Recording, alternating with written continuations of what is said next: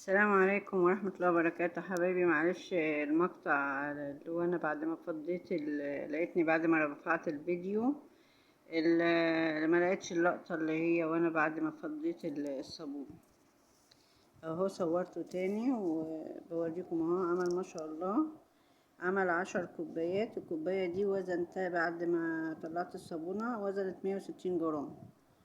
وبرضو حطيت اهو في العلبة ديت. هي اي نعم السمك بتاعها يكون رفيع شوية بس مش مشكلة يعني. بس عايزة اوريكم الكمية ما شاء الله اهي، من 1.5 كيلو زيت.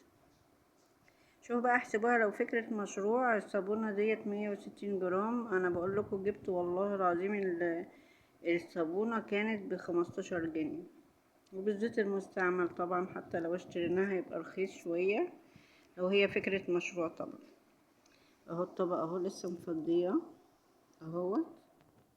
حطيتهم طبعا في شفشق، في دورق كده عشان ليه بوز، عشان اعرف افضي منه اهو. ما شاء الله اهو، شايفين؟ بعد ما ينشف بقى باذن الله هوريهولكوا واقول لكم بالظبط هو نشف بعد قد ايه، واوريكم الصلابه بتاعته ان شاء الله. يلا حبايبي، اشوفكم على خير ان شاء الله. لا اله الا الله.